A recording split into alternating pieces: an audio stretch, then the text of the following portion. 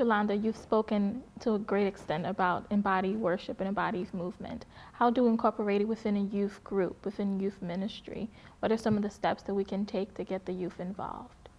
Well, I think probably the first thing we need to do is to know who our youth are and the type of things that they're interested in. Have you seen clues within your youth group that these kids are popping around and dancing around and spinning around, that maybe there might be some energy there? I think another thing that would be important to do is to hear the voices. Listen to the music that they're listening to. What are they reading? What captures their attention? And again, that might be a clue. But then we need to make sure that we take time and talk to the kids and ask them, is this something that you might be interested in doing? Or are there some of you who would like to maybe experiment with some things? And we're not going to come in here and impose anything on you and telling you that you have to do it this way or that way, and that you can't do this and you can't do that. But what we want you to do is to come in and to just kind of think about what is it that that might be of interest to you, that you think might be a way for you to learn to express your faith and to deepen your faith in a very different way. So I would start with baby steps. I would make sure that there's education that happens along with that. And that doesn't necessarily mean that we have to sit in a classroom setting and go through verse by verse by verse by verse, but that we maybe explore some of the YouTube videos and let them watch those videos. So what do you think about that? Do you think you might be able to do that? Is that something you might be interested in doing? Or I bet you could do that better.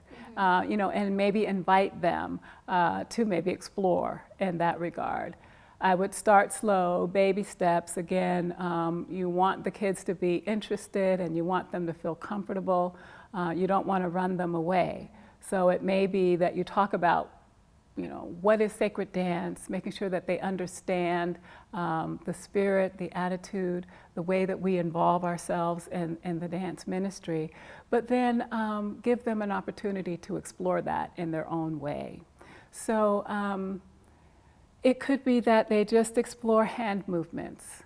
It could be that, I'm just not into the movement thing, you know, so you just throw out paper on the floor and let them paint.